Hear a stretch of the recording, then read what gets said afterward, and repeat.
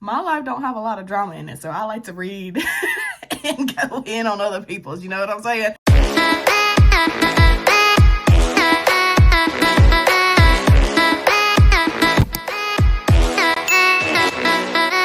Hey y'all, and welcome to my channel, LaVie with Nee. I'm your girl Nee, and I'm so excited to have you guys back with another video. Let me just say something. Between Risa Tisa and her BMW 5 Series with a cognac interior, okay, and the crazy kids on Love is Blind season 6, my social media is lit up, y'all, and I'm nosy, so I'm scrolling. I'm all up in the business just like anybody else. Like, I'm investigating, I'm reading, I'm researching, I'm doing all that. So in today's video, we're doing a chit chat, get ready with me, and we're talking about the season 6 cast of Love is Blind. So if you want to hear my thoughts and opinions, just keep on watching, and don't forget to like, comment, subscribe, and tell a friend to come on over here with LaVie with Nee. Okay, anyways, let's get right into the video. So I recently just finished watching all 9 episodes of Love is Blind season 6, and this cast is wild, and I just gotta talk about it. I just gotta talk about it. Let's just start with Johnny, and I think her name is Amy. I want to say they're like the youngest couple of the cast. And right now their biggest dilemma is birth control. Now, I'm not really understanding why that's a problem, because I'm going to be very honest. When they come on the screen, I kind of like black out. I don't really watch them that much because they don't have any drama. Like, they're just kind of run-of-the-mill. They're like an average, regular couple. And what people fail to realize is that most couples are boring. Like, most relationships are kind of boring. And so it's not drama filled. So I black out when they get on the screen. So I don't know if this is like he doesn't want to wear protection and she doesn't want to get on birth control, or like what the problem. I'm not understanding like the real root of what the issue is going on, which leads me to believe that this is something that production probably told them to like hype up and make it a thing, because let me just be honest, I think they're the only couple that's going to make it to the altar, and they need them to do something. Like, they need to do anything that's going to keep them on the show, you know what I'm saying? Like, to keep it going. So, yeah. The only reason why I wouldn't see them making it to the altar is if her dad says no. Because I remember in the pod, she said that was a big thing, that she couldn't get married, or she couldn't see herself getting married if her dad didn't give her blessings. Which, I'm going to also add this tidbit in there. I don't think that any of the dads this far have said no. The only dad, because we can go back to, I think it's like Alexa and Brennan. Like, even her dad was kind of questioning her choice, but he didn't say no. And then the only dad that I would have ever thought would have said no is the dad of the daughter who got married to Bartiste. And I think the only reason why he didn't say no is because he didn't speak English, and he probably didn't really understand what was going on and what was happening. Like, I don't know. I feel like the language barrier there is kind of what prevented him from really kind of like stepping in and saying, oh, no, you not. But so far from what I've seen, none of the dads have said no. So I would be very surprised if her dad, of all the dads, were just like, no, you can't marry my daughter. I would be very surprised at that. So I think that Amy and Johnny are going to see it through to the end. They're going to figure out a way. Miraculously, this whole birth control conversation is just going to fade off into the wind. We're going to come up with some big solution, and we're going to work it out, and then all is going to be right with the world, and we're going to get down the aisle and say yes. That's my prediction. But I will say one thing about that couple. They stay out the way. And I can get jiggy with that. They stay out of the way. When all these other people are getting into it and like going on and off and all this other stuff, this drama-filled thing, they're kind of like, I'm gonna move to the left and let y'all have it. And I can really appreciate that. I think for me and my husband, we would probably be like that. I'm a little nosy, so I would stay in and listen, like, kinda, but I'm not gonna just delve myself in it and make comments and all this and that and the other. Like, they're just like, we're gonna mind our business and watch y'all do whatever y'all got to do from the outside looking in. Kenneth and Brittany. Now, I don't know what to say about them. I really did kind of have like high hopes for them in the pods, because in the pods it appeared like they connected very, very well. Like they had really great chemistry. They had great conversations. They kind of laughed and giggled. They were flirting a little bit and all this and that and the other. So I really did have very high hopes for those two. I will just say this, that they're just an example of the experiment where the pod life doesn't translate over into the real life. Once they got with each other, once they were in each other's presence, it just didn't translate over. And I mean, I think that that's okay. I will say, I feel like Kenneth could have been more forthcoming in how he felt, because I don't think he ever, how do I say it? Hold on, let me get my thoughts together. This is what I'm saying. So I don't think that Kenneth ever showed us that he had any reservations or any concerns about his relationship with Brittany, which is why I feel like on the outside looking in, it was kind of like an ambush. Like the only time it seemed like he had a problem was after he talked to AD. But prior to that, he never showed where there were any issues on his end, which there may have been. He just never voiced them, which to me, Brittany was always saying like, I need this from you. I need this from you. And he was always saying like, yeah, I can do that. Yeah, I can do that. But never voiced his issues with the relationship as a whole. So from the viewer's perspective, we think that Brittany's doing all this and that. And he even said like, I internalize a lot of things, which I think that will probably be like his own detriment, because in a relationship, you have to voice things. You can't internalize everything. And that's something that I had to learn, because that's something that I used to do. So, I mean, that's just a little advice to you if you're watching. You know, you can't internalize every single thing. You do have to voice like your concerns and your issues and your problems if you're having any. But I just think that they're two people, like I said, that just their connection in the pod didn't translate over into like the real world, you know. And maybe the idea of having that person who fit everything that you wanted on paper was better than the actual person.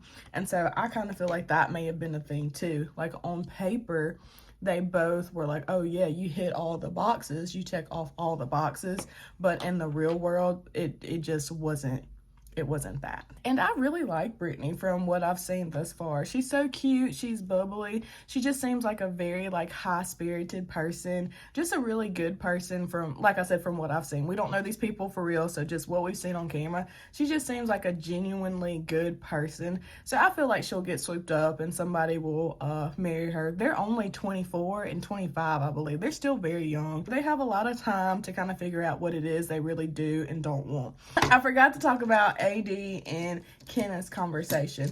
Now, a lot of people were saying that they felt like that conversation is kind of what like poisoned his brain. And I'm here to say this, like, if it takes just one conversation with somebody that you really, ooh, that's a lot. Dang it. If it takes one conversation with one person that you really don't know that well to change your opinion of someone that you're considering marrying, then it wasn't gonna happen. I don't remember them having a conversation together at all to where she would have so much power to influence him one way or the other. I do think that that was something that production kind of edged on, but I don't think that that was the turning point for him. I think that he was clocked out way before then. A lot of people I saw were kind of bashing AD for asking him about that, but you gotta know, and most of the people that I've seen that have asked that are white, but you have to understand that as a black person dating a white person, those are questions that his family's gonna ask. These are not things that are like taboo. people are going to ask you, like, how do you feel that she's going to be as a mother? Like, that's just kind of like what comes with the territory, I feel like, whenever you start interracial dating. And I can be remiss to say that any person that has dated interracially has probably been charged with a question like that. Maybe the question shouldn't have came from her per se, but I'm sure that his black family is going to ask if this white woman can raise a black child, because we do face different adversities, we do have different challenges, and so for someone who doesn't fully understand that and has never had to live a life like that, I think it's very valid to make sure that she is in the right mindset of like, okay, I'm going to have to remove myself from certain situations and look at it from my child's perspective and try to figure out a way to relate and educate them the best way that I can with whatever knowledge that I hold. Maybe like Clay should have asked. Maybe it would have been different if like a man had asked. You know? I don't know. Anyways, that's it on that. And speaking of AD, let's just go ahead and talk about AD and Clay. Now,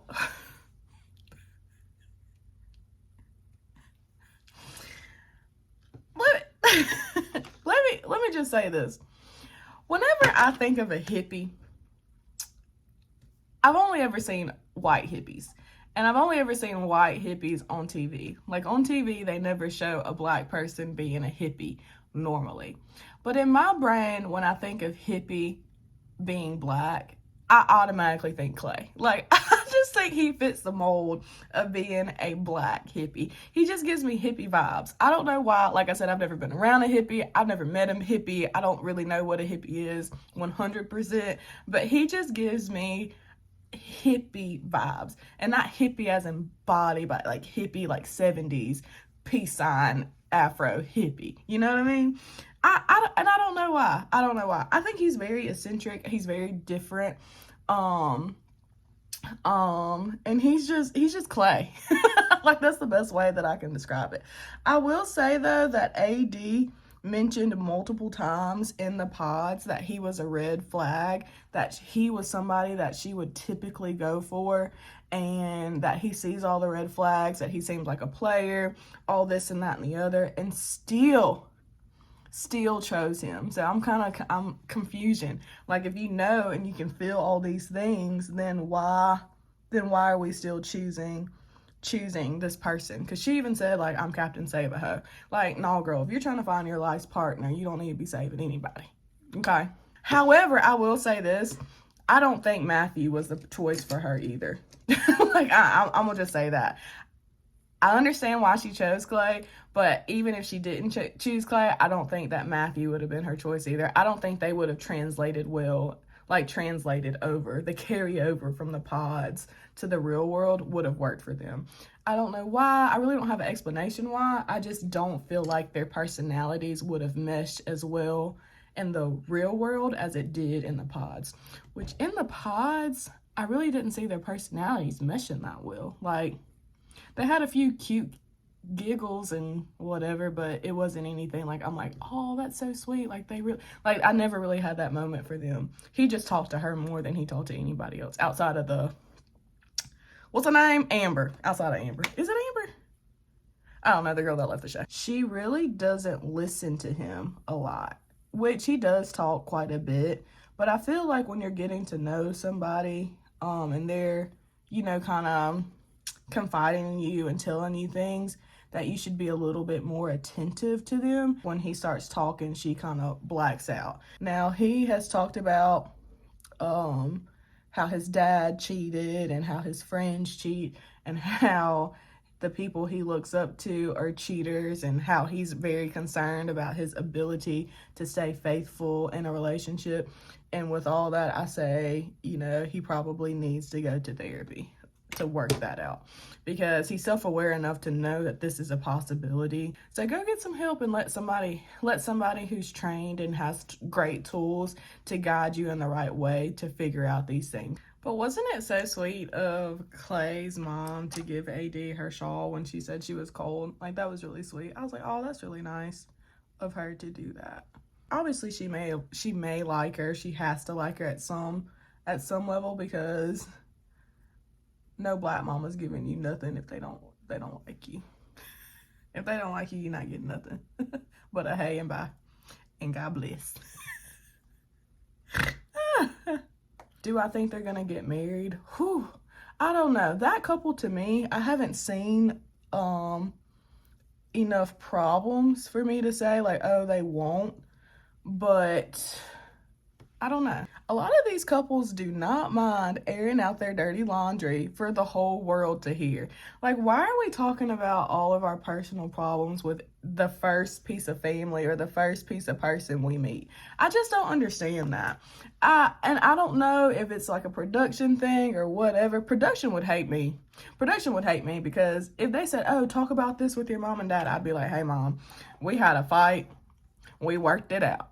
The end. Like, we don't have to go into detail. We don't have to go into explanation. Like, that to me is just kind of wild. You know, that's just going back to the conversation that AD had with Clay's family, when Chelsea and Jimmy were talking with his friends, when Laura was talking with her family. Like, why are we talking about all of our personal business to our folks? Like, I don't know. That's just weird to me. Jeremy and Laura.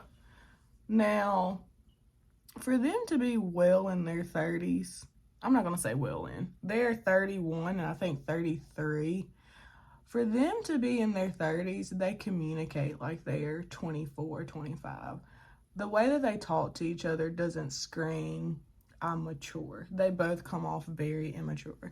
And Laura comes across as very judgy and very controlling. I won't say judgy, very controlling. And I don't know if that's going to work because Jeremy doesn't seem to have a very strong personality. He kind of almost cowers down whenever she gets bowdy. And I don't think for someone like Laura that that's the kind of person that she needs. And I remember her parents saying something very similar, like she's a lot. She's a lot, and I can definitely see that. So I don't know how their relationship's gonna work, because he can, like, Jeremy can only tuck tail so many times. You know what I mean? Like, he's gonna have to bark back at some point, and I haven't seen that yet. Or when he does bark back, it's very kind of like, instead of it being like, oh, it's like,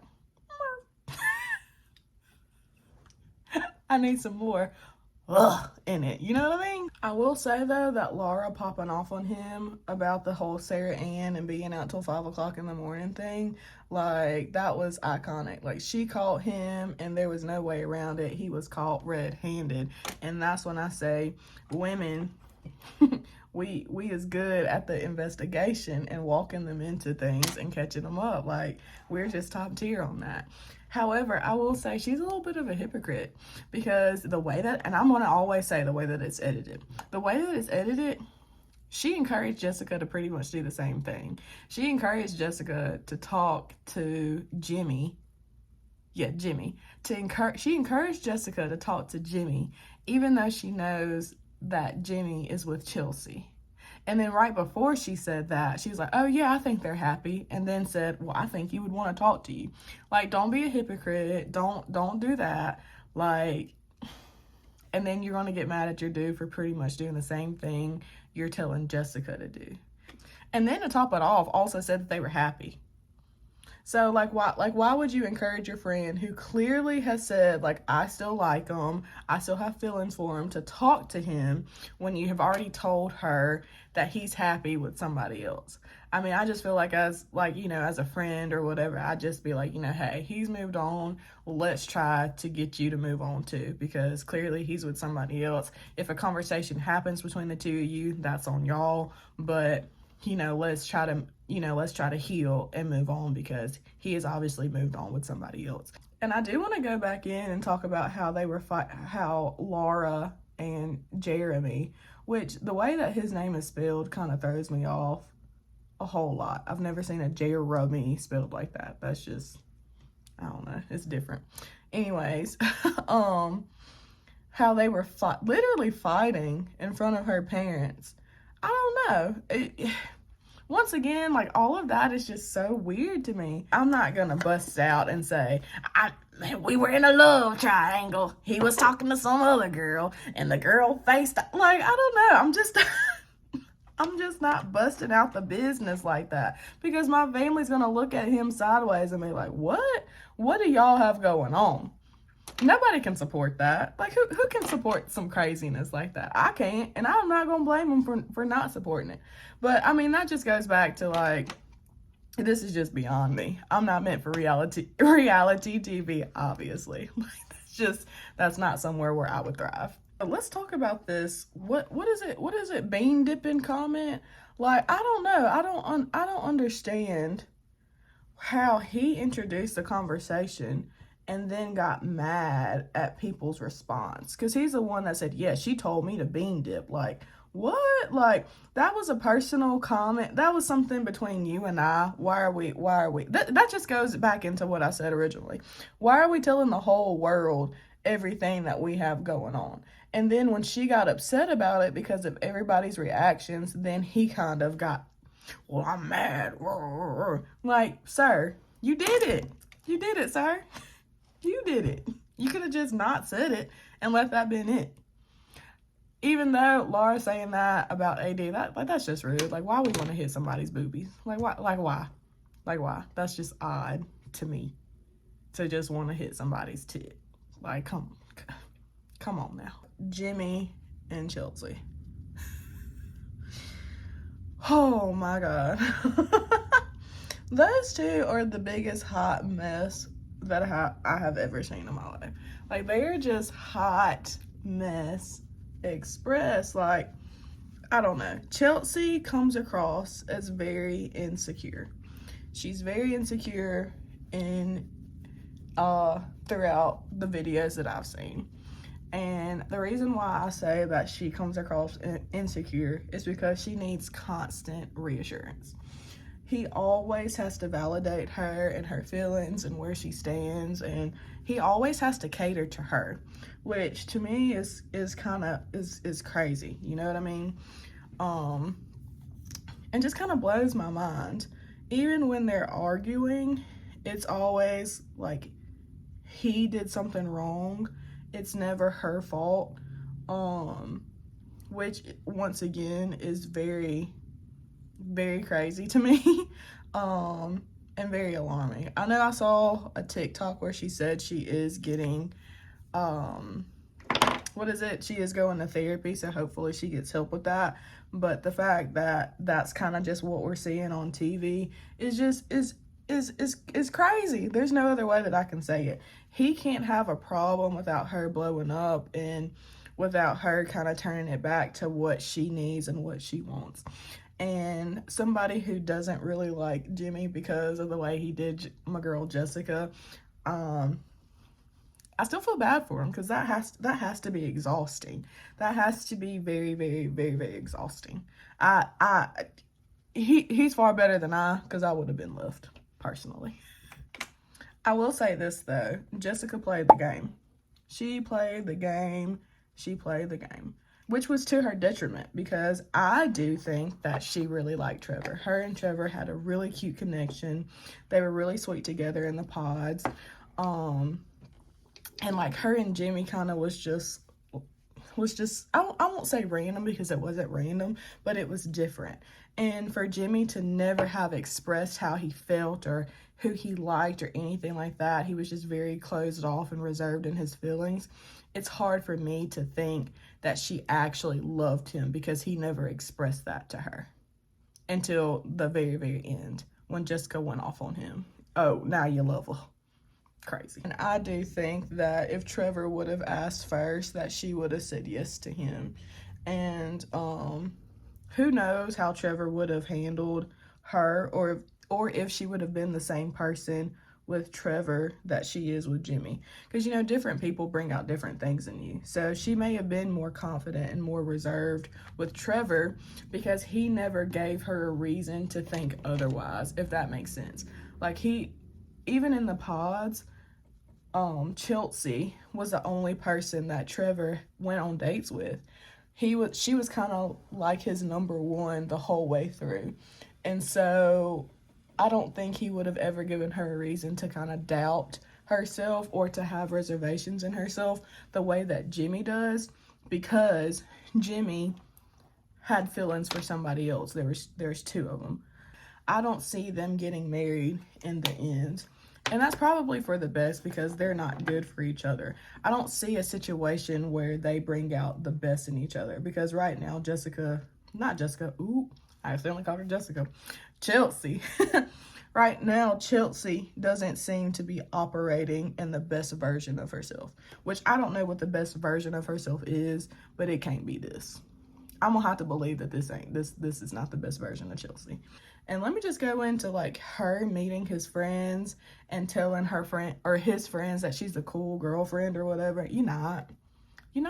Because him just having a conversation with AD and you sitting in the background looking like a menace, like that doesn't scream cool girlfriend.